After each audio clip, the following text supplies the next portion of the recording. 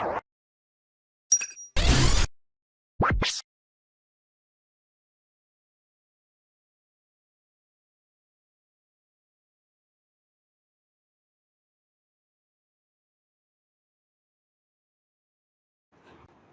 वालेकुम। आज हमारी 23 मई 2017 की क्लास होने वाली है, जिसका टॉपिक है मनी मैनेजमेंट।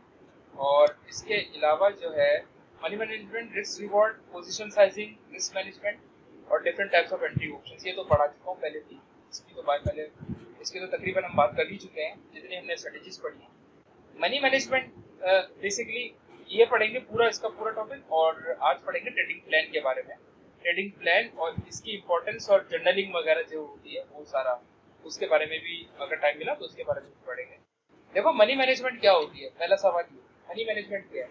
देखो ट्रेडिंग के अंदर तीन किस्म की मैनेजमेंट होती है। मनी मैने तीन एम होते हैं, तीन एम याद रखना। ये किसी का वो भी है, ये किसी की कहावत भी है, सही है, ठीक है। ये किसी की कहावत भी है। There are three M's: money management,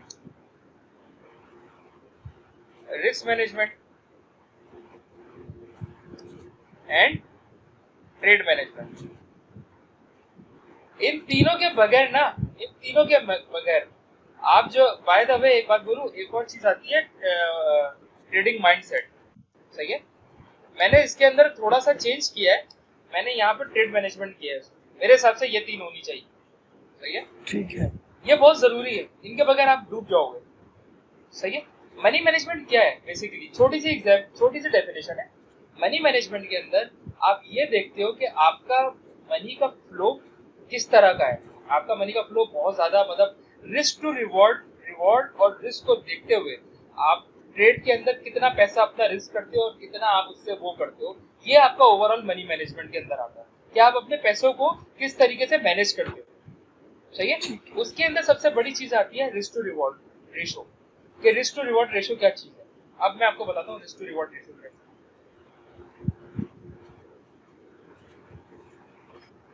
अब कहने का मकसद ये है कि अब एक बिजनेस है ट्रेडिंग, सही है, एक बिजनेस है प्रॉपर्टी, सही है। प्रॉपर्टी का बिजनेस जो होता है बेसिकली, तो कहने का क्या मकसद है कि प्रॉपर्टी का जो बिजनेस होता है उसमें जो चीज आप खरीदते हो, और कह लो कि इसके अंदर, अच्छा बाय द वे एक बात मैं आपको बताऊं, प्रॉपर्टी के बिजनेस में लॉस होना बहुत कम होता है, मतलब बहुत ही कम ऐसा होता है कि लॉस हो। वो जब होता है कोई, जब नेचुरल डिजास्टर आ जाए, सही है, जब कोई नेचुरल डिजास्टर आ जाए। वरना प्रॉपर्टी को जो है ना, प्रॉपर्टी में ज्यादातर तो मैंने तो यही देखा है, हो सकता है कि मेरी ऑब्जर्वेशन गलत हो, कि अगर एक बिल्डिंग 50 लाख की है, प्रॉपर्टी 50 लाख की है, तो वो जो है वो नेक्स्ट 10 ईयर्स के अंदर हो सकता है 60 लाख की हो जाए, हो सकता है, हो सकता है। या अगर ये बहुत ही बेकार एरिया के अंदर बनी है तो हो सकता है कि 50 की 50 में या 52 लाख में मिले, सही है। लेकिन ट्रेडिंग के बिजनेस में ऐसा नहीं है, ट्रेडिंग के बिजनेस में ऐसा नहीं है। ट्रेडिंग के बिजनेस में ये है, ट्रेडिंग के अंदर खासियत यही है कि इसके अंदर हम रिस्क और रिवॉर्ड के रेशियो के एक्सपेक्ट के साथ काम करते हैं। रिस्क आपका होगा, कह लो let suppose you are risking 1% in your 1% of your equity in your market, ठीक है। तो आपका 1% कह लो, लेट्स सपोज के आपकी जो इक्विटी है वो आप कह लो कि $10,000 है, मिसाल के तौर पे $10,000 है। आप उसके ऊपर $100 का वो लेते हो, अगर आप इसको मल्टीप्लाई भी करो तो इसका क्या बनता है देख लो आप,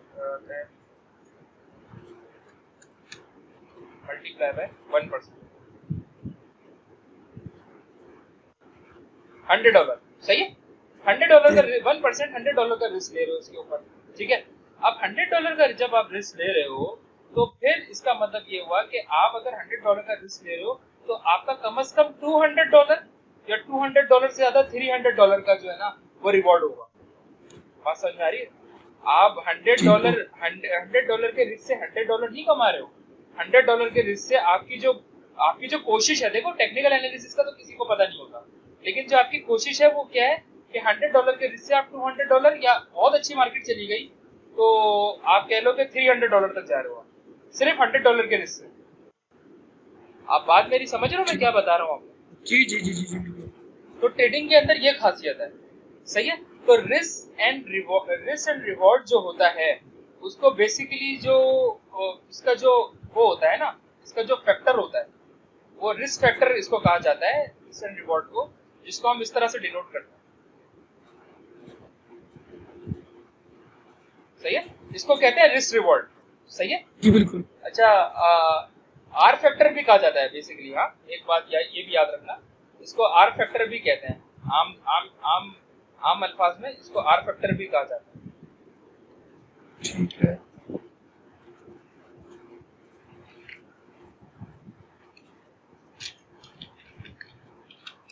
इसको हम आर फैक्टर भी कहते हैं। सही है।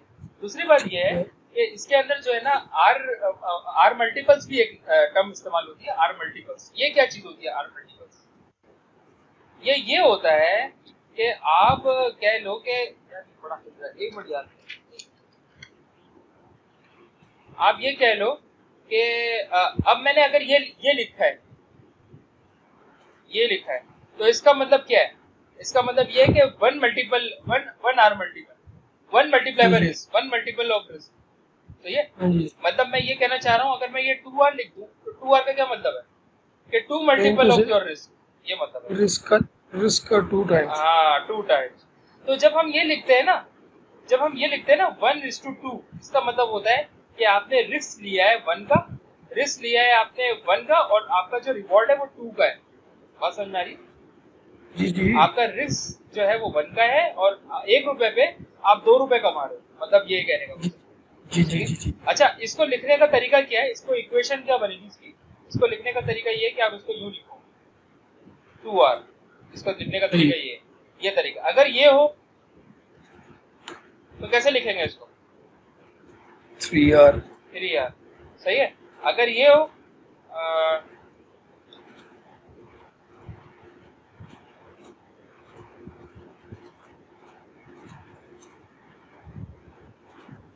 क्या लिखोगे? 0। अगर 1:0.5 हो तो क्या लिखेंगे? ये 0.5r या हाफ आर होगा। हाँ बिल्कुल, हाफ आर होगा। सही है। इस तरह से इसको डिनोट किया जाएगा। ठीक है, बात समझ में आ गई? अब बेसिकली ये रिस्क एंड रिवॉर्ड जो होता है ना आतिफ, ये बहुत ज्यादा आपकी ट्रेडिंग के ऊपर इफेक्ट डालता है। इसके बगैर ट्रेडिंग आपकी जीरो हो जाएगी। दो चीजें आपको लॉन्ग रन में काम आएगी, हमेशा याद रखना, एक हाई प्रोबेबिलिटी, सही है, और एक ये रिस्क एंड रिवॉर्ड। अगर ये दो चीजें आपके पास हैं, हाई प्रोबेबिलिटी मेथोडोलॉजी और रिस्क रिवॉर्ड, ये दो चीजें अगर आपके पास हैं तो आप दुनिया का कोई भी चार्ट ट्रेड कर सकते हो, दुनिया के अंदर कोई भी ट्रेडिंग कर सकते हो, दुनिया के अंदर कोई भी करेंसी पेयर, कोई भी इंडाइसिस का पेयर, कोई भी स्टॉक का पेयर, कोई भी स्टॉक, कोई भी इंडाइसिस, कोई भी करेंसी का पेयर, फॉरेक्स का पेयर मतलब, और कोई भी मतलब कोई पाकिस्तानी कराची स्टॉक एक्सचेंज की मार्केट, आपकी लाहौर पंजाब, जो भी व्हाटएवर, आप कोई भी मार्केट आप वो कर सकते हो। आप बात समझ रहे हो मेरी, मैं क्या बताना चाह रहा हूँ? मतलब ये किसी चीज की मोहताज नहीं है, ये इंडिपेंडेंट है, डिपेंडेंट नहीं है, मगर आप इसके डिपेंडेंट हो। आप बात समझ रहे हो? अगर आपने इसको नहीं करा तो आप खसारे में जाओगे। ठीक है। रिस्क और रिवॉर्ड जरूरी नहीं होता हर ट्रेड पे 2r हो हमेशा। हर ट्रेड पे 2r लेना अच्छी बात है, लेकिन हर ट्रेड पे 2r हमेशा मिले ये जरूरी नहीं है। मेरी बात को गौर करना, हर ट्रेड पे 2r लेना अच्छी बात है, लेकिन हर ट्रेड पे 2r ही खाली मिले ये जरूरी नहीं है। हो सकता है कि हर ट्रेड पे आप अगली जो आपकी फ्यूचर में ट्रेड आने वाली है, हो सकता है आपको 3r मिल जाए, या उससे अगली जो आने वाली है उसमें हो सकता है आपको 0.5r भी नहीं मिले, आपका लॉस हो जाए। हो सकता है, कुछ भी पॉसिबल। लेकिन हमें हिम्मत नहीं हारनी है, मतलब हमें, क्योंकि आपकी जो ट्रेडिंग की रेपुटेशन होगी ना, वो आप यकीन करो, जब तक आप 500 ट्रेड का सैंपल नहीं दोगे ना, या 100 या 250 ट्रेड का सैंपल नहीं दोगे, आपको यकीन करो पता ही नहीं चलेगा कि आपका एज प्ले आउट है मार्केट के अंदर या नहीं, मतलब आपका एज लॉन्ग रन में काम भी कर रहा है या नहीं। ये वो तरीका बता रहा हूँ मैं जिसके थ्रू आपको ये पता चलता है कि आप किसी भी स्ट्रेटजी के अंदर कितना दूध के दूध और पानी का पानी आपने किया। बात समझ में? मतलब आप ये बात छोड़ दो कि 2 हफ्ते आपने एक स्ट्रेटजी पे काम किया और उस पर लॉस हो गया और आप नेक्स्ट स्ट्रेटजी पे जंप कर गए, ये गलत तरीका है, ये बिल्कुल फॉल्स तरीका है, और ये एक सक्सेसफुल ट्रेडर के बीच में एक कह लो कि एक बाड़ा है, मतलब एक बैरियर आ गया है। ठीक है। ये वो हरकत है जिसकी वजह से एक एक नोवाइस या बिगनर ट्रेडर जो होता है वो गलत रास्ते पे चला जाता है और बार बार ही keeps changing the strategy, keeps ठीक है। चेंजिंग। उसका जो प्रॉफिट कर्व है ऊपर जाने के बजाय उसका प्रॉफिट कर्व जो है वो नीचे जाता चला जाता है, और इसी वजह से ठीक उसका है। जो है ना एक वक्त आता है कि अकाउंट जो है ना वो वॉश आउट हो जाता ठीक। है। ऐसा क्यों होता है? ऐसा इसलिए होता है कि एक तो उसको स्ट्रेटजी की समझ नहीं लग रही, ये भी हो सकता है, और ये भी हो सकता है कि वो बार बार स्ट्रेटजी को चेंज करता है, उसकी साइकोलॉजी अच्छी नहीं है। और ठीक एक और है। बहुत बड़ा फैक्टर ये भी हो सकता है कि साइकोलॉजी सही है, स्ट्रेटजी भी बहुत ओके है, बहुत परफेक्ट है, लेकिन उसकी जो है ना जो उसका रिवॉर्ड और रिस्क है ना वो सही नहीं है, मतलब रिस्क टू रिवॉर्ड सही नहीं है। बात समझ रहे हो मेरी? ठीक। उसका रिस्क टू रिवॉर्ड जो है उसका जो रेशियो है वो सही नहीं है, इसकी वजह से ठीक। वो मर जाता है, मतलब वो अपने ट्रेडिंग अकाउंट के अंदर जो है उसका कर्व नीचे आता है और वो जो है वो वॉश आउट हो जाता है। तो ये बात को समझना बहुत लाजमी है। अगर आपकी साइकोलॉजी अच्छी नहीं है तो साइकोलॉजी अपने माइंडसेट को रिपेयर करो, और माइंडसेट को रिपेयर करने का ठीक। तरीका क्या है? अपनी बैड हैबिट को तोड़ने की कोशिश करो, यही सबसे अच्छा है। अपनी बैड हैबिट को कोशिश करो कि वो गुड हैबिट के अंदर चेंज हो, यही साइकोलॉजी की कहानी है। बैड हैबिट्स को गुड हैबिट्स में चेंज करो। ठीक है। सही है, ये चीज है। ये हम किसी और टॉपिक में बहुत आगे निकल गए, हम अभी रिस्क रिवॉर्ड की बात करते हैं। रिस्क और रिवॉर्ड आपको यहाँ तक समझ में आ गया जितनी मैंने समझाया आपको? जी। हाँ, जी जी बिल्कुल।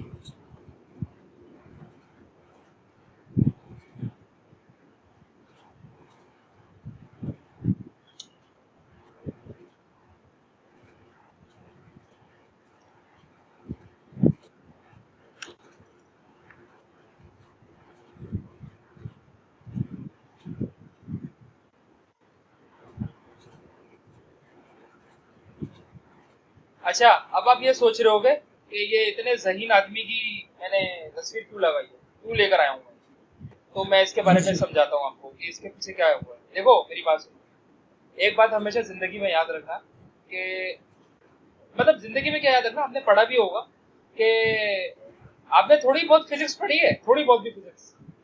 जी जी बिल्कुल। एल्बर्ट आइंस्टाइन के बारे में थोड़ा बहुत भी पढ़ा है, थोड़ा बहुत भी। जी जी जी। एल्बर्ट आइंस्टाइन वो शख्स है जिसने दुनिया को ये बताया कि E is equal to m c square, ये फॉर्मूला इसका है। E is equal to m c square, ये फॉर्मूला आइंस्टाइन का है। और आइंस्टाइन ने ये बात दुनिया को बताई कि एनर्जी क्या चीज होती है, atomic mass of destruction. Basically ये मास ऑफ डिस्ट्रक्शन के बहुत करीब पहुंच गया था ये एल्बर्ट आइंस्टाइन, जिसको अब अमेरिका बहुत ही गंदे तरीके से इस्तेमाल कर रहा है। आपको पता होगा अफगानिस्तान में बहुत बड़ा नॉन न्यूक्लियर बम भी गिराया है हालिया में। तो E is equal to m c square. Overall मैं एक बात बता रहा हूँ, ये तो एनर्जी का फॉर्मूला है, लेकिन मैं आपको ये बता रहा हूँ कि दुनिया में पहली दफा न्यूक्लियर पावर को इंट्रोड्यूस करने वाला शख्स यही था। सही है, एटम्स के बारे में दुनिया को बताने वाला रेवोल्यूशनरी जो स्टेटमेंट आया वो एल्बर्ट आइंस्टाइन का ही आया था। सही है, अब हमारी ये बातों का, अब आप बोल रहे होगे कि मैं ये फिजिक्स की बात क्यों कर रहा हूँ, इसके पीछे एक बहुत बड़ी लॉजिक है। वो लॉजिक है ये। अब आप बोलोगे यार कंपाउंड इंटरेस्ट यार हमारे इसमें कैसे काम आता है? ये हमारे उसमें काम आएगा, तुम खुद देखोगे कि ये रिस्क एंड रिवॉर्ड के अंदर एज अ मैजिक काम करता है, एज अ मैजिक। आप देखोगे कि रिस्क और रिवॉर्ड जो है वो मैजिक है, और रिस्क और रिवॉर्ड के बगैर आपकी ट्रेडिंग इनकम्प्लीट है। अगर आपको रिस्क रिवॉर्ड अच्छा मिलता है और आपके पूरे ट्रेडिंग सिनेरियो के साथ मिल रहा है तो you should go for that trade, you should pull your trigger on that trade. सही है, लेकिन अगर आपको रिस्क एंड रिवॉर्ड बैड मिल रहा है तो फिर आप उस ट्रेड को पास ऑन कर दो, उसको इग्नोर कर दो, उसको आपको नहीं लेना है उस ट्रेड को। सही है, बस उसको पास ऑन कर दो, फिर नेक्स्ट ट्रेड का इंतजार करो या move on to the next pair. समझ रहे हो? तो ये ठीक है। चीज है, ये सारी कहानी है। अच्छा, कंपाउंड इंटरेस्ट का क्या वो है, क्या है कंपाउंड इंटरेस्ट के बारे में? अब जैसे ये आइंस्टाइन कहता है कि compound interest is the eight wonder of the world, he who understand it earns it, he who does not face it. सही है, आइंस्टाइन की एक और बहुत बड़ी एक और इसकी सेइंग है, कोटेशन है इसका, उसमें ये कहता है कि एटम से भी बड़ी एक चीज है दुनिया में जो कि बहुत ही कह लो कि बहुत ही जो है ना हैवी है, या बहुत ही जो है बहुत कीमती है दुनिया के अंदर, वो है कंपाउंड इंटरेस्ट। इसकी बाकायदा है, इसका ये है, इसने ये बताया था दुनिया को। सही है। अच्छा, कंपाउंड इंटरेस्ट के बारे में मैं छोटी सी मिसाल दूंगा। मैं ज्यादा कॉमर्स की फील्ड का बंदा नहीं हूँ, मुझे इतना पता नहीं है, लेकिन मैं थोड़ा सा आपको बताऊंगा कि अब आपको तो इस बात का पता ही होगा क्योंकि आप तो कॉमर्स के फील्ड के बंदे हो। सही है। तो आपको मैं ऐसे एग्जांपल देता हूँ कि एक बंदा है जो कि शहर में या गांव में रहता है। अब उसने कोई लोन लिया हुआ है और लोन उसको 30 तारीख को अदा करना था, और वो 30 तारीख निकल चुकी है। और अब क्या कर रही है, अब बैंक की जो हिकमत अमली है, बैंक क्या कर रहा है कि बैंक जो है उसके हर एक दिन के ऊपर वो उसके ऊपर चार्जेस ऐड करता जा रहा है, ऐड कर रहा है, मतलब ऐड नहीं कर रहा, मल्टीपल कर रहा है उसको। तो अगर मैं आपको ये बोलूं कि उसका जो उसने अगर 50,000 रुपए का, या कह लो चलो 1 लाख रुपए का उसने लोन लिया है, जो कि वो अदा नहीं कर सका 30 दिन के बाद, उसे 30 दिन उसको डेडलाइन दी गई थी। सही है। वो 30 दिन में अदा नहीं कर सका, और वो 30 दिन के बाद वो पहले दिन जब शुरू होता है तो उसके ऊपर चार्जेस लगते हैं। फॉर एग्जाम्पल आप कह लो 10 रुपए लगता है, मिसाल के तौर पर 10 रुपए लगते हैं उसके ऊपर चार्जेस, जिसको आमतौर पे आप लोग जिसको कहते हो, आपको मुझसे अच्छा पता होगा, जिसको कहते हो मार्कअप। मार्कअप कहते हो मेरे ख्याल है, ऐसा ही होता है, मार्कअप कहते हो। तो अब ये मुझे बताओ कि अगर उसको आप मार्कअप कहते हो, तो अगर मैं ये कहूं कि उसने 15 दिन तक उससे पैसे नहीं दिए, तो अब आप मुझे बता सकते हो कि उसकी जो चार्जेस होंगे वो कहाँ तक राइज कर जाएंगे, आप बता सकते हो? सर उसके अब जो उसका पहले जो लोन था, लोन के अंदर जो पर डे का मार्कअप तो प्रिंसिपल का पार्ट बनता जाएगा और उसके ऊपर कंपाउंडिंग होती जाएगी। कंपाउंडिंग होती जाएगी, या मैं ये कह लूं कि आपका कैलकुलेटर गालियां बकेगा। ऐसे ऐसे ही बात है, यही यही है, यही होता है। मतलब मैं थोड़ा सा फ्रेंडली हो, नहीं कोई मैं उसमें चला गया। मतलब मैं ये कहना चाह रहा हूँ कि आपका जो कैलकुलेटर है वो बहुत ज्यादा डिजिटल, बहुत ज्यादा न्यूमेरिक्स, या बहुत ज्यादा उसको एक्सपोनेंशियल वैल्यू में शो करेगा, ऐसा ही है। तो ये बेसिकली होता है। मैं तो सिर्फ 20 दिन की बात कर रहा हूँ, 30 दिन का लगा के देखना तो पता चलेगा कि ये जो चीज होती है ये कंपाउंड इंटरेस्ट होती है। और आइंस्टाइन ये बात कहते हैं कि कंपाउंड इंटरेस्ट जो होता है वो दुनिया की सबसे पावरफुल चीज है। एटम और न्यूक्लियस भी क्या चीज होगी। सही है। जी जी। तो इसने अपने बाल ऐसे सफेद नहीं करे, इसका जो माथा है वो म्यूजियम में रखा गया था। और मैं थोड़ी सी आपको जनरल नॉलेज की बात बताऊं, इसके माथे को चोरी करने की कोशिश भी की गई म्यूजियम से, और इसका माथा जो है म्यूजियम के अंदर प्रिजर्व करके रखा गया। समझे, बहुत बड़ा, मतलब फिजिक्स के अंदर बहुत बड़ा काम करके गई। सही है। तो अब हम चलते हैं रिस्क एंड रिवॉर्ड की तरफ। ठीक है। अब आपके सामने, अब सुनो गौर से मैं क्या बता रहा हूँ, ये आपके सामने विनिंग सिनेरियो है। सही है। ये आपके सामने विनिंग सिनेरियो रखा हुआ है। अभी लूजिंग सिनेरियो को छोड़ दो, आप विनिंग सिनेरियो देखिए। अब आपने क्या किया कि आपने आपने अपना अकाउंट खोला $10,000 से। सही है। $10,000 से आपने अकाउंट खोला और आपने पहली ट्रेड ली। अब मैं अभी एजम्पशन कर रहा हूँ, सही है। अब ये इसमें तो बहुत सारी ट्रेड है, मैं 100 ट्रेड की बात करूंगा, इसमें तकरीबन 500 ट्रेडों का जिक्र है। मैं 500 ट्रेड की जिक्र नहीं कर रहा, मैं इसके ऊपर खाली अभी बात कर रहा हूँ। अभी मैं बात करूंगा खाली 100 ट्रेड के बारे में, उससे भी आपको मेरी लॉजिक क्लियर हो जाएगी जो मैं बताना चाह रहा हूँ। सही है। ठीक। आपने $10,000 का बैलेंस लिया, इक्विटी आपने डिपॉजिट कराई ब्रोकर, किसी भी ब्रोकर में, और उसका 1% आप लेते हो रिस्क। सही है। और आपकी पहली ट्रेड जो होती है वो आपको उस रिस्क के साथ, सही है, आप कह लो कि आपको विनिंग हो जाती है $100। एक बात कह रहा हूँ, एक बात कह रहा हूँ। सही है। तो आपका करंट बैलेंस जो हो गया वो 10,100 हो गया। सही है। 10,100 के बाद आपने 1% का रिस्क दोबारा लिया, तो आपका रिस्क कितना हो गया? 101। 101 के ऊपर आपने दोबारा एक ट्रेड जीती, जिसका अब आपका करंट बैलेंस जो है वो करंट इक्विटी $10,201 हो गई। इसके बाद आपने 1% का दोबारा रिस्क, उसके बाद आपकी जो ट्रेड, आपका जो वो है, आपका जो 1% है वो आपका बढ़ के जो है ना, जो 1% है वो हो गया $102, तकरीबन तकरीबन $102 के साथ आपकी जो इक्विटी है वो 10,303 तक पहुंच गई। इसी तरह से करते करते करते आप 100 ट्रेड तक चले गए। सही है। तो आपकी इक्विटी कितनी है? अब आपकी इक्विटी कितनी है? $48। सही है।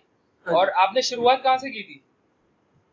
10,000 से। तो ये कंपाउंडिंग इंटरेस्ट की जो है ना, ये समझो, ये कंपाउंड इंटरेस्ट की ताकत है। बात समझ में आ रही है आपको? जी बिल्कुल, ये चीज है। अब हम चलते हैं लूजिंग ट्रेड की तरफ। अब इसी तरह से अगर इसको आप 500 ट्रेड तक ले जाओ, तो आपने शुरुआत कहाँ से की थी? 10,000 से। आपने आपकी लास्ट ट्रेड $500 पे, आपका जो भाईजान अकाउंट है ना, वो $14,33,394 का होगा।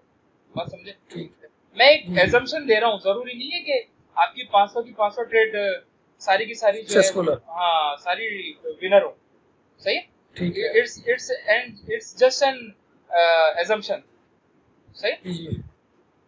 अब लूजिंग की तरफ देखो, ये यहाँ से मैजिक शुरू होता है। रिस्क एंड रिवॉर्ड का मैजिक यहाँ से शुरू होता है। अब देखो, अब आपने, आपकी इक्विटी थी $10,000, आपने डिपॉजिट किया, 1% का रिस्क लेते हो आप। अब आपका जो रिमेनिंग बैलेंस है वो क्या रह गया? अगर आपने लूज कर दी ट्रेड, आपका लूजर हो गया, तो आपकी ट्रेड कितनी, आपका रिमेनिंग बैलेंस कितना बन गया? $10,000 के 1% के रिस्क को फेस करने के बाद 9,900। सही। इसी तरह से आपने 9,900 के ऊपर दोबारा से एक ट्रेड का अपॉर्चुनिटी मिली, जो कि कह लो कि आपका जो है वो हो गई। आपका जो है 1% $99 देता है, तो वो भी लॉस में चली गई, लूजर हो गया। तो आपका यहाँ पे बैलेंस कितना बना? 9801। उसके बाद फिर आप दोबारा से एक ले, तो उसके ऊपर भी एसएल लग गया आपका रिमेनिंग बैलेंस कितना बना? 9,700। सही है। ये करते करते करते आप अगर इसको गौर करो, तो करते करते करते आप अगर 1% के रिस्क से भी कंपाउंड इंटरेस्ट और रिस्क रिवॉर्ड की ताकत देखना चाहते हो, तो आप ये देखो कि आपका अकाउंट $500, अगर आपका अकाउंट, अगर आप 10,000 के अकाउंट पे 500 ट्रेड लेते हो, तब जाके आपके अकाउंट 666, जो कि पूरा खत्म भी नहीं हुआ, 666 के बैलेंस पे जाके खत्म होता है। बात समझ में आ रही है?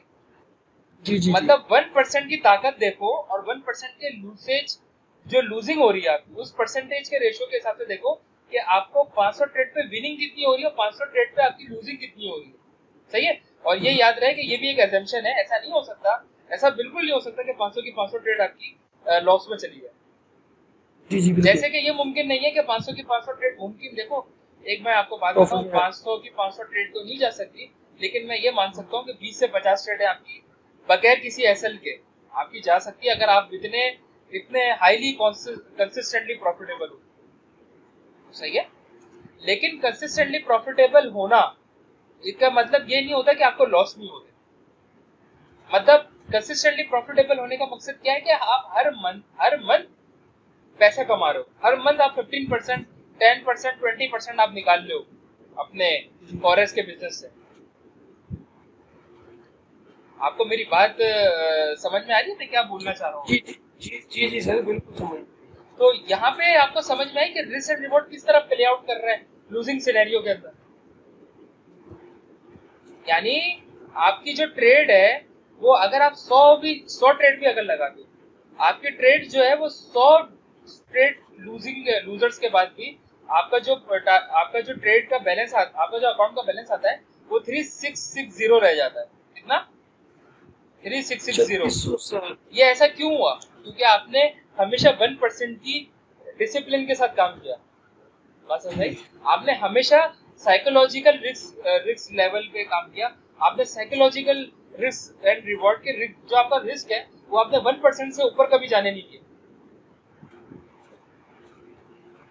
ठीक हो गया। आपको बात समझ में आई कि आपका $500 के ऊपर, 500 ट्रेड के ऊपर आपका 1% से कितना गेन होता है, और 500 ट्रेड के ऊपर लूजिंग स्ट्राइक आपकी अगर इतनी बड़ी हो जाए तो आपका अकाउंट कहाँ जाके खत्म होता है।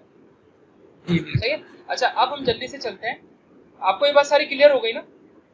जी बिल्कुल। अब हम चलते हैं जरा एक और स्टडी केस को जरा बंद करते हैं।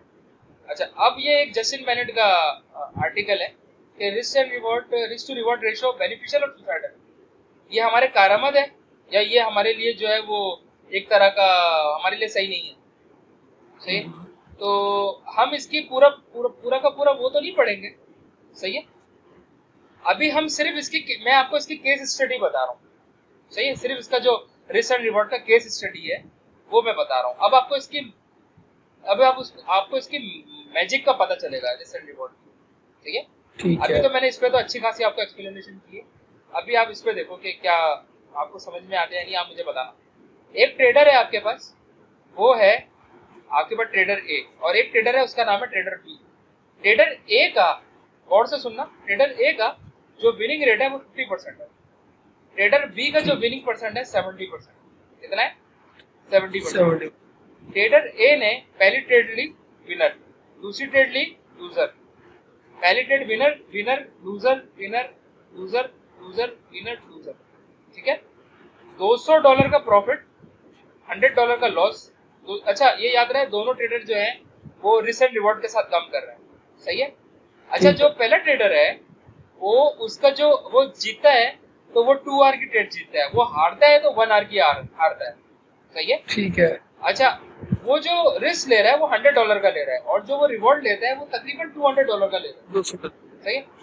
तो अब 200 minus 100 plus 200 plus 200 minus 100 plus 200 minus 100 minus 100 plus 200 minus 100, इन सबको एक्यूमुलेटेड टोटल जो आएगा वो ये आएगा।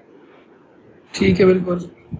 अब ट्रेडर बी जो है इसका 70% विनिंग रेट था, और ये क्या करता था, इसकी क्या पागलपंती थी, वो ये क्या करता था, ये रिस्क एंड रिवॉर्ड जो है ना ये लेता था इक्वल। हाँ इक्वल, बिल्कुल 1:1, यानी 1 आवर की ट्रेड लिया करता था। जी जी बिल्कुल सही है। 1 आवर की ट्रेड लेने की वजह से 100 winner winner loser winner loser winner winner winner loser winner. अब क्या हुआ कि 100 plus 100 minus 100 plus 100 minus 100 100 100 100 minus 100 plus 100, हुआ क्या कि 70% सॉरी यार 70% विनिंग रेट के साथ भी वो आदमी जो है, वो ट्रेडर जो है, वो $400 के ऊपर इसका महीने की क्लोजिंग पे प्रॉफिट बना। इसका मतलब ये हुआ कि आपके ट्रेड मैनेजमेंट जो आपका रिस्क एंड रिवॉर्ड है, ये एक ऐसा मैजिक देता है आपको कि आपका विनिंग रेट भले नहीं कम हो, लेकिन आप अगर रिस्क एंड रिवॉर्ड को क्रूशियल और डिसिप्लिन के साथ काम करते हो तो आपके लिए 50 to 40% का विनिंग रेट भी अच्छे रिस्क रिवॉर्ड के साथ काफी है। आपको 70% ऑफ द टाइम विनिंग करने की मार्केट के अंदर जरूरत नहीं। ये खुद अपने अंदर जो है रिस्क एंड रिवॉर्ड की ब्यूटी है, और रिस्क एंड रिवॉर्ड जो होता है वो अपने आप के अंदर जो है एक ब्यूटी है, एक रिस्क एंड रिवॉर्ड एक वेपन है, सही है। और ये कभी भी जिंदगी में, कभी भी लाइफ में, कभी भी किसी भी मोड़ पे ये कभी भी क्रूशियल हो सकता है, कभी भी सुसाइडल नहीं हो सकता, कभी भी किसी भी ट्रेडर के सुसाइडल नहीं हो सकता, कभी भी हमेशा बेनिफिशियल होगा ये। लेकिन शर्त क्या है, हमेशा आप अपने रिस्क एंड रिवॉर्ड के अंदर रिस्क का ख्याल रखोगे। रिस्क या तो पूरा रिस्क लोगे जितना लेना चाहिए, या उससे कम रिस्क लोगे। कभी भी $100 अगर ले रहे हो मिसाल के तौर पर, तो $100 से 101 पे नहीं जाओगे, तो फिर आप देखोगे कि आपकी ट्रेडिंग के ऊपर 4 चांद और मजीद लग जाएंगे, और आपका जो अकाउंट है खुद ब खुद आपको, you don't have to take care of your account, risk and reward will work for you. आप खुद देखोगे कि महीने के आखिरी में आपको खुद ब खुद आपका जो है ना प्रॉफिट कर्व ऊपर जाता जा रहा है। क्यों जा रहा है? क्योंकि आपके पास ये मैजिक है रिस्क एंड रिवॉर्ड।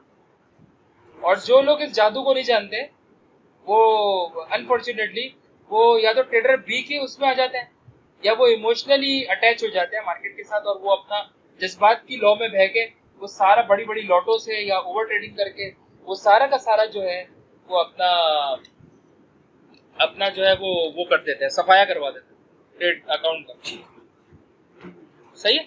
अच्छा ये आपको रिस्क एंड रिवॉर्ड समझ में आ गया है अगर अच्छे तरीके से, तो मैं आगे चलूं।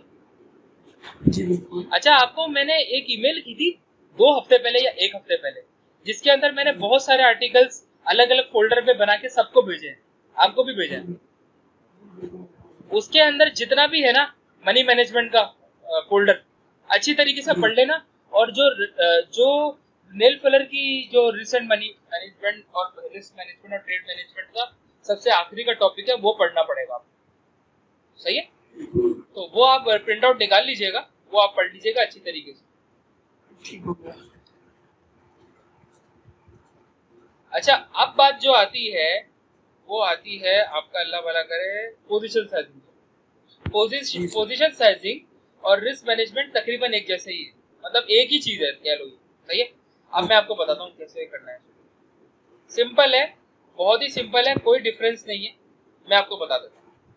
देखो, पोजीशन साइजिंग, और एक बात तो ये याद रखो कि पोजीशन साइजिंग और ट्रेड साइजिंग का मतलब एक ही होता है, सही है।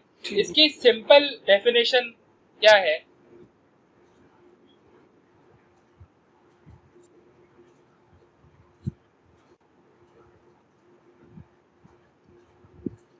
ये इसकी सिंपल डेफिनेशन है, पोजीशन साइजिंग या ट्रेड साइजिंग, रिस्क पर ट्रेड, योर रिस्क पर ट्रेड, सही है।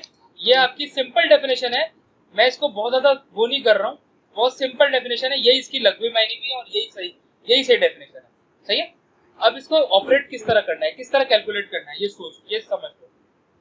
अब आपकी आपकी इक्विटी कह लो, अल्लाह ताला आपको इससे भी ज्यादा पैसे दे, आपकी इक्विटी जो है $10,000 है साल के तौर पर। अब आपको कुछ करने की, ये मैं आपको फाइल आपको प्रोवाइड कर दूंगा, ये कोई नहीं सर, मैं बना लूंगा। अच्छा, बनाना। एक्सेल पे हाथ वो सीधा है। अच्छा, एक्सेल पे हाथ सीधा है, ठीक है ठीक है। हाँ, आपसे माशाल्लाह मेरे को उम्मीद बहुत है, आप वैसे भी इतने पढ़े लिखे हो, अल्लाह ताला आपको बहुत दे, और मुझे ये उम्मीद है इंशाल्लाह आप भी मेहनत करके मुझे दिखाओगे इंशाल्लाह, सही है जी इंशाल्लाह। ठीक है। ये $10,000 का अकाउंट है, 1% का बैलेंस देखो, हमेशा याद रखो, मैं ये रिकमेंड करता हूँ। आवाज आ रही है? हेलो। जी आ रही 1% का बैलेंस क्यों हमेशा हर जगह 1% क्यों लिखा है, इसकी एक वजह है। देखो, मैं भी ये वो करता हूँ, और ये मैं आपको भी बताना चाहता हूँ कि 1% का जो रिस्क होता है ना, हमेशा ऐसा क्यों होता है कि लोग 2% नहीं लेते, क्यों होता है? उसकी वजह ये कि 1% एक साइकोलॉजिकल रिस्क फैक्टर होता है। 1% का जो रिस्क होता है ना, वो साइकोलॉजिकली आपको रातों की, वाकई मतलब ये हकीकत बात है, आपकी रातों की नींदें ना हराम नहीं करेगा, यकीन करो आप।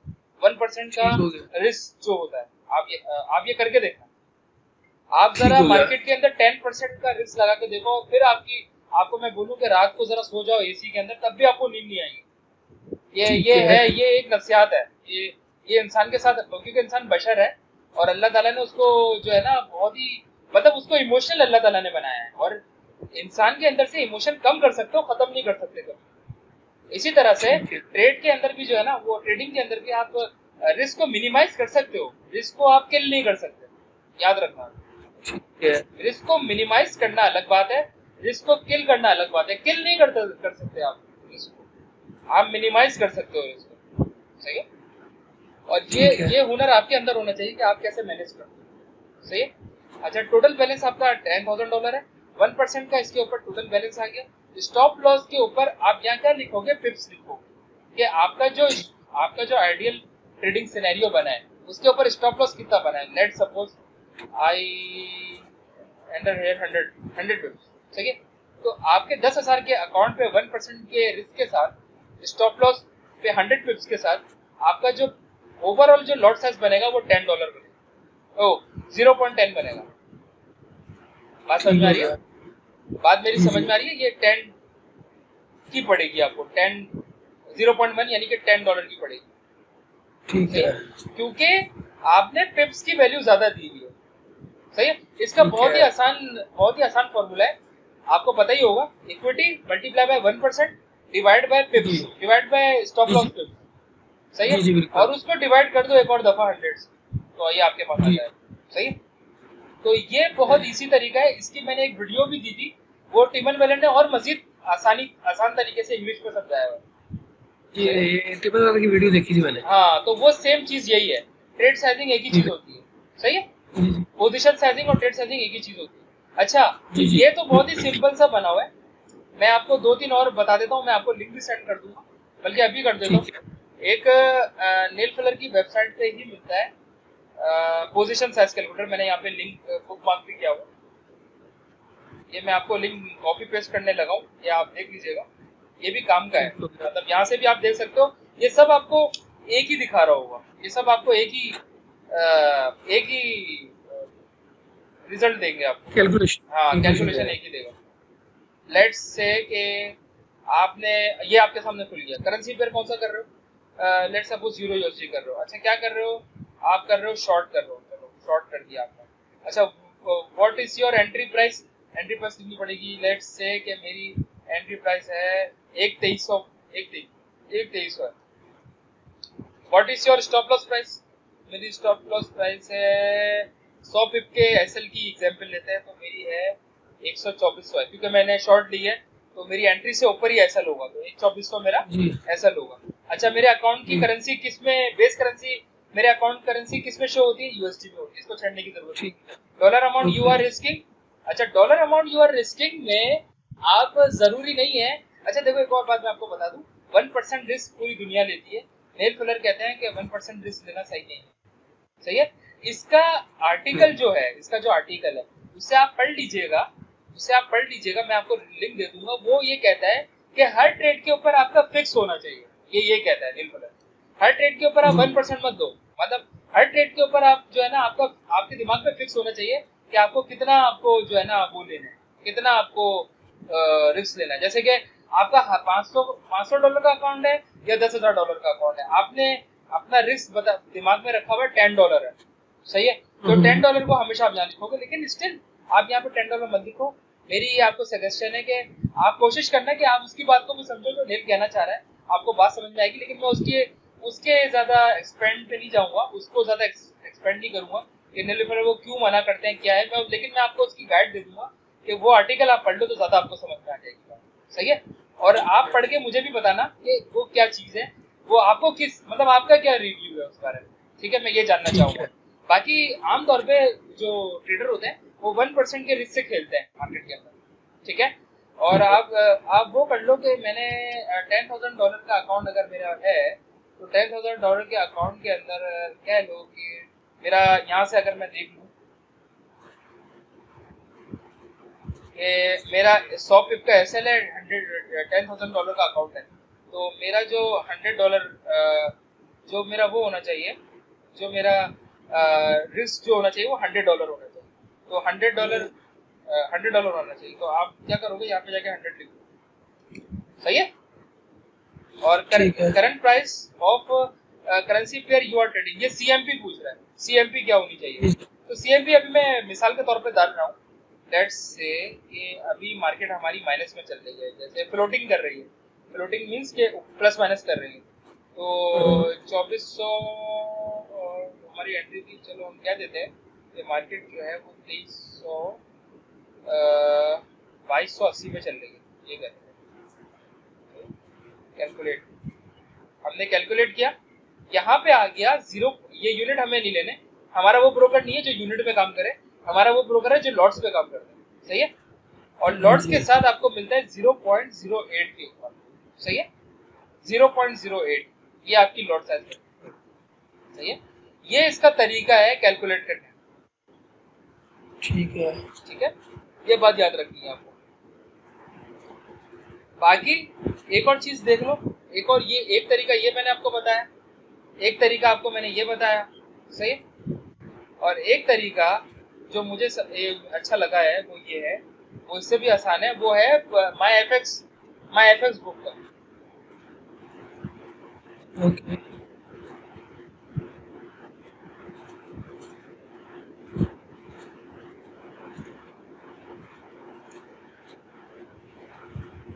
पोजीशन साइज कैलकुलेटर, ये इसी नाम से है, ये भी मैं आपको दे देता हूँ।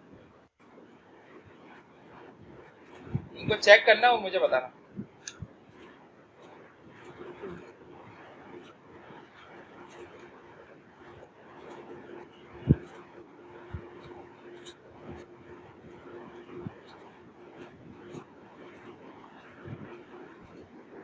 ये देखो, ये पोजीशन साइज कैलकुलेटर है। यहाँ पे यूएसडी आपने डाला, अकाउंट साइज जो है वो आप डाल दो $10,000। सही है।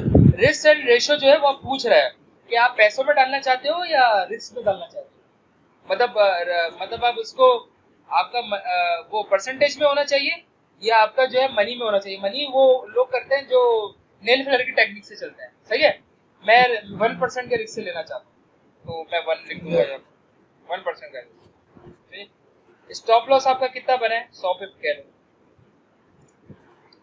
करेंसी पेयर आपका कौन सा है? यूरो यूएसडी, सही है। करंट यूएसडी आज प्राइस कितनी है ये हम नहीं कर सकते, ये खुद ही कर रहा है, सही है। आप जो है 0.1 की लॉट लोगे, सही है, 0.10 यानी 0.10 की, सही है। जी जी। ये और ये वाला, ये और ये वाला क्यों अलग हो रहे हैं? क्योंकि इनकी यूरो यूएसडी जो वो है ना पेयर जो है आपका यूरो यूएसडी, इनकी फॉर्मूलों में थोड़ा थोड़ा स्प्रेड वगैरह का थोड़ा बहुत फर्क होगा, जिसकी कैलकुलेशन की वजह से यहाँ पे 0.08 आ रहा है। बात समझ में आ रही है? ठीक है। तो ये इस वजह से थोड़ा फर्क होता है, वो इतना बड़ा फर्क नहीं है, लेकिन स्टिल ये ज्यादा नहीं बता रहा, ये कम ही बता रहा है। तो इसका मतलब ये है कि हम जो है वो सेफ साइड के ऊपर ही खड़े हैं, ठीक है। सही है। और अगर आप गौर करो तो ये 0.08 है, तो अगर आप राउंड करोगे तो 0.01 जरूर हो जाएगा, क्योंकि ये 5 से बड़ी वैल्यू है ये वाली, तो ये 0.1 खुद ही हो जाता है, सही। तो इस तरह से आप ये तीन मेरे पास बड़े अच्छे कैलकुलेटर हैं। जस्टिन बेनेट का मैंने कभी देखा नहीं है, जस्टिन बेनेट का शायद होगा। डेली प्राइस एक्शन कैलकुलेटर लिख लो तो सामने शायद आ जाए, मैंने कभी देखा नहीं है इसका कैलकुलेटर।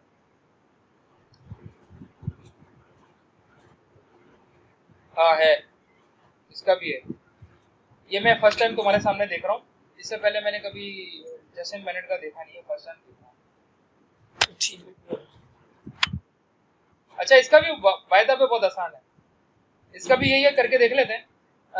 अकाउंट बैलेंस आपका होगा $10,000। इस परसेंटेज को भी स्वैप विद मनी, मतलब वही नील कलर वाली अप्रोच, मैं यहाँ कह देता हूँ 1%, ठीक है। Stop loss in पिप्स, stop loss in पिप्स $100 लिखा, 100 पिप्स लिखा। यूरो यूएसडी सही है, कैलकुलेट। आपका जो वो है ना, आपका जो अमाउंट रिस्क है ना, वो $100 हो रहा है, ये तो किसी काम की ही नहीं है, क्योंकि हम यहाँ लिख चुके हैं कि हमारा 1% है, सही है। तो ये हमारे किसी काम का नहीं, हम सबको पता है कि $100 होता है। $10,000 का 1% $100 ही होता है, ये सबको पता है, सही है। ये एडिशनल इन्फॉर्मेशन है, मतलब बताने का मतलब ये। और 10,000 यूनिट्स ये भी हमारे किसी काम का नहीं है। स्टैंडर्ड लॉट 0, मिनी लॉट आपकी आ रही है 1 और माइक्रो लॉट आ रही है 10, सही है। तो ये सारी अपने हिसाब से आप इसको कर सकते हो, सही है।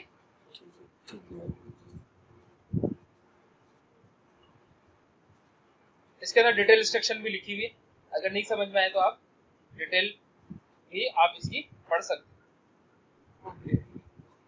तो ये था आपका मनी मैनेजमेंट, जो कि अपने इख्तिताम पे पहुंच गया है। और अच्छा, एक मैं आपको बता देता हूँ, एक मैंने आपको मनी मैनेजमेंट की अल्टीमेट ट्रिक बताई थी, उसकी वीडियो सही तरीके से आपने देख ली थी ना? नहीं सर, मैंने वो वीडियो देखी है फेसबुक पे। वो वाली वीडियो नहीं देखी जो मैंने? नहीं वो नहीं। अच्छा, नहीं देखी, चलो वो समझा देता हूँ, कोई मसला नहीं। देखो, मिसाल के तौर पे आपको यहाँ पे कोई एंगल्फिंग पैटर्न मिला है, जो कि बुलिश एंगल्फिंग पैटर्न है, सही है। अब इस बुलिश एंगल्फिंग पैटर्न के अंदर मार्केट जो है उसने आपने इसको यहाँ पे कह लो कि आपने इधर से ऐसा इसका यहाँ बना, और इधर से आपने इसके ऊपर एंट्री ली है, सही है। तो अब आप यहाँ क्या करोगे, ये बाय द वे मैं आपको बताता चलूं, ये जो वो है, ये जो अल्टीमेट ट्रिक है, ये मेरी नहीं है, ये है उसकी टिमन वेलर की है। आपने टिमन वेलर की वीडियोस देखी या नहीं देखी? मैं देख रहा हूँ सर अभी। कितनी देख ली? सर कैंडलस्टिक पूरा किया था, दूसरा अब फिबोनाची रिट्रेसमेंट वाला जो ना वीडियोस डाउनलोड की है। तो आपने कैंडलस्टिक के बाद फिबोनाची को नहीं देखना चाहिए था ना, आपको कैंडलस्टिक कर, आपने कैंडलस्टिक पूरा पढ़ लिया? जी, कैंडलस्टिक की वीडियोस देखी है मैंने। अच्छा, कैंडलस्टिक ट्रेडिंग के अलावा आपने एंगल्फिंग ट्रेडिंग सीरीज नहीं देखी? नहीं सर। वो क्यों नहीं देखी? बस सर ऐसे उसको टाइम नहीं मिला यार। वो मेरी बात सुनो, वो आप फिबोनाची को छोड़ो, आप पहले उसको देखना, आप फिबोनाची अभी मत करो। आप पहले जो है, मैं आपको जो बता रहा हूँ ना वैसे करो, आप फिबोनाची को छोड़ो, आप पहले वो देखो जो मैं बता रहा हूँ, सही है। हाँ, द एंगल्फिंग ट्रेडर सीरीज है, वो देखना, आपको बहुत समझ लगेगी यार। मैं तो समझ रहा था आपने वो देखी भी होगी। नहीं। आप एंगल्फिंग वाली मुझे अभी चेक कर बताओ मुझे कि एंगल्फिंग आपके पास डाउनलोड हो रही है कि नहीं हो रही है, सही है। उस जी सर, उस दिन आपने लिंक दिया था, उसका जो मैं खोल रहा था उसका वो अजीब सा एक तरीका वो डाउनलोड नहीं हो रही थी। उसके नीचे उसका वो कोड लिखना पड़ता है, कोड। जब आप मैंने कोड, कोड लिखा, कोड अच्छा, भी लिखा था जो देता है वो मैं अभी चेक करके आपको बताता हूँ। आप मुझे वो लिंक लिंक भेज दीजिएगा जो मैंने आपको नया लिंक दिया था। क्या लिंक वाला तो मैं देखता हूँ सर, मैं आपको भेजता हूँ। सही। अच्छा, ये मार्केट के अंदर एंट्री ली है और आपका एसएल तकरीबन कह लो कि ये सपोर्ट एरिया है। इसके नीचे आपने थोड़ा बफर दिया है, थोड़ा बफर देने के बाद आपने यहाँ पे एसएल लगाया है। तो अब आप क्या करोगे, वो टिमन वेलर ये कहता है कि आप यहाँ पे, वो ये कहते हैं कि मार्केट के अंदर 2% की ट्रेड हो, अच्छा, लेकिन वो ये भी कहते हैं कि 2% भी जो है ना वो साइकोलॉजिकल रिस्क होता है, लेकिन मेरे हिसाब से नहीं, ये गलत है। ये तब लो जब आप 2% के जैसा इक्विटी भी हो आपके पास, तब लो आप। और तब जब लो जब आपका एज के ऊपर कॉन्फिडेंस हो, तब आप लो। आपकी एज के ऊपर कॉन्फिडेंस नहीं है, आप 2% ले रहे हो, आपके अंदर ग्रीड का फैक्टर आ सकता है, ठीक है, तो 2% नहीं लो। आप क्या करो, क्योंकि वैसे भी अभी आप डेमो शुरू करोगे, क्योंकि मैंने आपको ट्रेडिंग का मना किया हुआ है, तो आप 1% ही लो, 1% से ज्यादा नहीं। ठीक है, तो अभी क्या आप क्या करो कि 1% पे, मिसाल के तौर पे 1% पे यहाँ पे 2 ट्रेडे आप खोलोगे, इसी एंट्री में और इसी एसएल के साथ। ठीक है, अब आप रिस्क रिवॉर्ड को अच्छी तरीके से समझ गए हो, सही है। अब यहाँ पे जो है, आप कह लो कि यहाँ पे आपका 1 आवर कंप्लीट हो रहा है, ठीक है, तो आपकी एक ट्रेड का टारगेट जो होगा ना वो यहाँ सेट होगा। ठीक है, आपकी एक ट्रेड का टारगेट जो होगा वो यहाँ सेट होगा, और एक ट्रेड के जो टारगेट होगा उसको आप ओपन रखोगे। क्या रखोगे? ओपन हो, ओपन रखोगे। उसका एसएल यहीं लगाओगे, एंट्री ये लगाओगे, ओपन रखोगे। जब आपको उस चार्ट के ऊपर opposing price action engulfing candle मिलेगी तो आप उसको एग्जिट कर दोगे, सही है। ठीक और होगा, अमूमन ठीक जो ये होगा, बनता है ना, अमूमन जो ये बनती है ना, जो अगेंस्ट में, वो ज्यादातर 1 आवर 2 आवर के बाद ही बनती है। 2 आवर के बाद, ठीक है, 1.5 आवर के बाद, 1 आवर के बाद, सही है। तो ओके, होगा ये कि आपने फ्रॉम ट्रेड 1 आपने कितना कमाया, 1 आवर, और फ्रॉम ट्रेड 2 कह लो कि वो 1.5 तक भी चली गई, मिसाल के तौर ठीक, पर, और वहां से कोई एंगल्फिंग का सेटअप बन गया, तो आपने वहां पे जो है उसको क्लोज कर दिया। जब आपने वहां पे उसको क्लोज कर दिया तो 1.5 आर के करीब बना हुआ, तो आपका टोटल आपने 2 ट्रेड से एक ही ट्रेड के सेटअप के अंदर कितना कमाया। 2.5, तो ये हमारे पास एक अच्छा प्रॉफिट पोटेंशियल गेन आ गया ना। जी जी, तो ये बहुत अच्छी टेक्निक है मनी मैनेजमेंट की, बात समझ में आ रही है। जी ये बहुत अल्टीमेट टेक्निक है जिसकी मदद से आप एक ही ट्रेड के अंदर बहुत अच्छा पैसा कमा सकते ठीक हैं। लेकिन ये कब करना है? जब आपके अंदर इतना वो हो कि आप एक एक, मतलब आपको पता हो कि आप मार्केट यहाँ से यहाँ जाने वाली है, है। आ गई बात समझ? जी बिल्कुल, ये चीज है।